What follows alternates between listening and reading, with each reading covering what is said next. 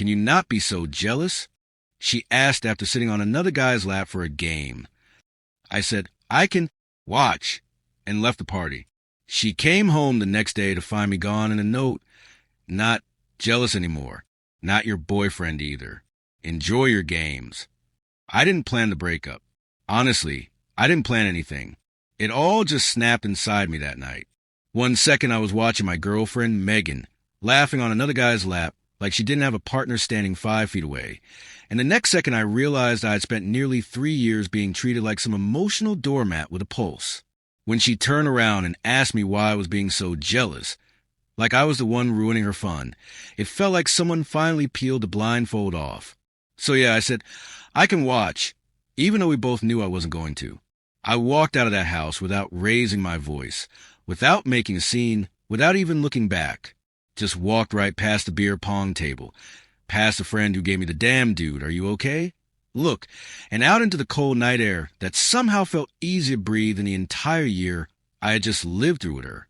Megan and I had met during our senior year at Arizona State. She was a social butterfly floating through life with her boho dresses and permanent iced coffee in hand. I was the engineering student who always looked like I'd been awake for 3 days straight. She used to say I balanced her, grounded her, made her feel safe. I used to think that was a good thing. You know how you look back at the beginning of relationships and remember all the little things that made you fall for someone? I wish I could say that now. But all I remember is how much I carried.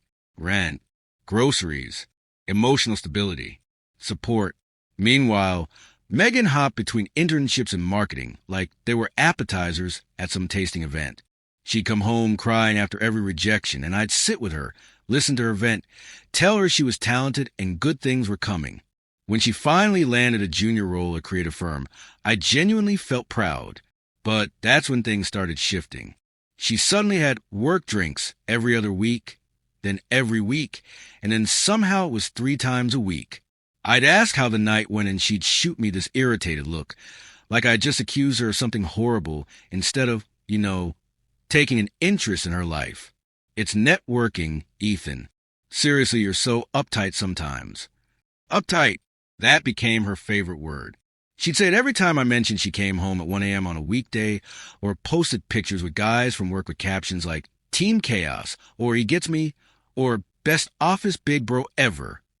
There was this one guy, Tyler, tall, designer glasses, one of those guys who looked like Spotify sponsored his entire personality. He showed up in more stories than I did. And yeah, I noticed. Anyone would notice. I'd ask who he was, and she'd laugh like I was being ridiculous. He's harmless. Chill. Right. The more I asked, the more defensive she became. Why are you acting like your ex messed you up permanently? She'd say, as if my past being cheated on meant I was never allowed to feel uncomfortable again.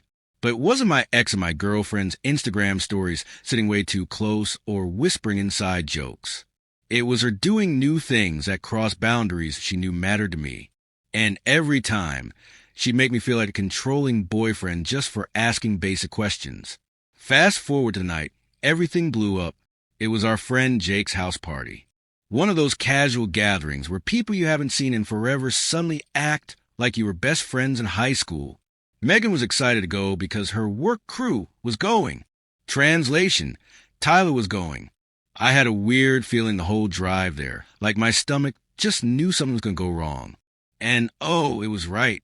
At some point, everyone started playing all these dumb drinking games. Megan drifted over to her coworkers, laughing at every tiny thing Tyler said.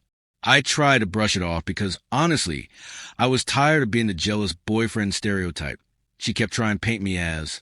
But then they started doing this lap challenge, where if you lost a round, you sat on someone's lap until the next one. A stupid game. But the second Megan lost, she didn't hesitate even 1 second. She went straight to Tyler, like it was muscle memory. She didn't even look at me. She just plopped onto his lap, wrapped her arms around his neck, threw her head back laughing, and he put his hands on her waist like it was the most normal thing in the world. The whole room blurred. My chest tightened. And the worst part? She didn't even notice. Not until her friend nudged her and she glanced up to see me staring.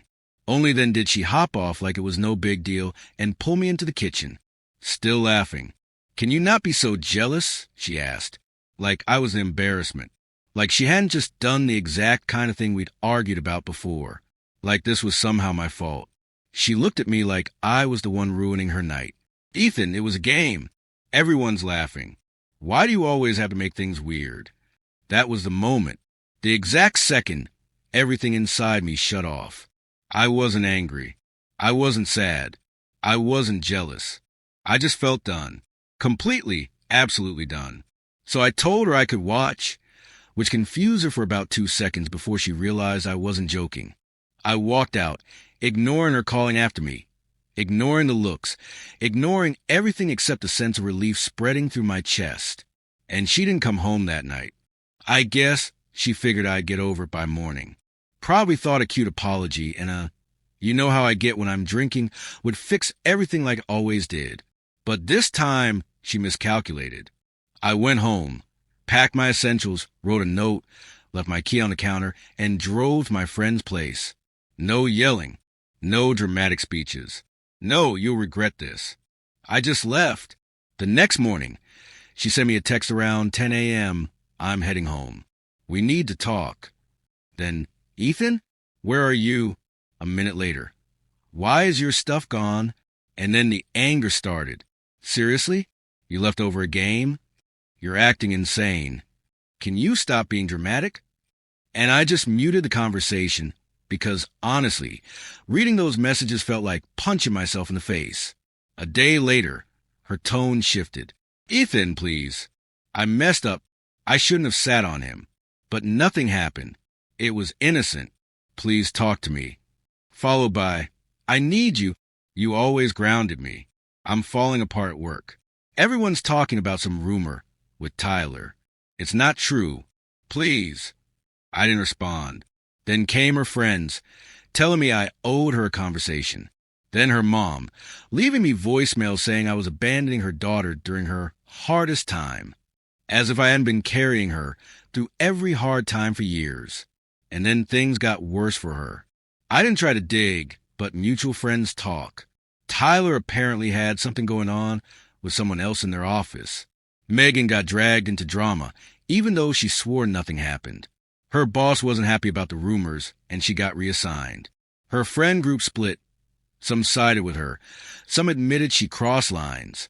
Meanwhile, I focused on myself. I took the promotion I'd put off a year before, got back into running, bought myself better furniture, a better bed, a better life. Really, the quiet felt strange at first, but after a while, it felt like peace, actual peace. A month later, Megan showed up at my new apartment unannounced. She looked exhausted, eyes puffy, smile shaky. She walked right in when I opened the door, like she still had the right. "Ethan, I'm sorry," she said, pacing. "I messed everything up. I didn't mean to hurt you. I was just drunk and stupid and scared you'd leave me eventually, so I acted out. Can we fix this? Please." I didn't yell. I didn't get emotional. I just said no. She cried, begged, got angry, blamed me, blamed Tyler, blamed her friends, blamed her job, blamed her drinking, everything except herself. She left angry, saying I'd regret losing her. I didn't. Not once. 5 months later, we ran into each other at Jake's wedding. She tried again, this time in front of my new girlfriend, who actually treats me with respect, which feels like a luxury I didn't know I deserved. Megan broke down crying in front of the cocktail tables, saying she hit rock bottom, that Tyler used her, that her job was collapsing, that she realized what she lost. And all I said was, "We had something, past tense. I hope you figure things out." She left the wedding early, crying in the parking lot while someone's aunt kept asking what happened. And that was it. The final thread snapped. I haven't heard from her since. I'm not telling this story to celebrate her downfall. Honestly, I don't care about her life anymore. I'm telling it because someone out there needs to hear that walking away isn't dramatic. It isn't petty. It isn't jealousy. Sometimes it's the only way to reclaim your sanity. Megan didn't ruin my life. She freed me from pretending I was happy. If you see the signs, don't wait for the lap moment. Leave with dignity before you lose yourself trying to make someone else love you the right way. I'm good now. Better, even, and I hope someday she learns how to treat the next person better than she treated me. But that's her story to fix, not mine.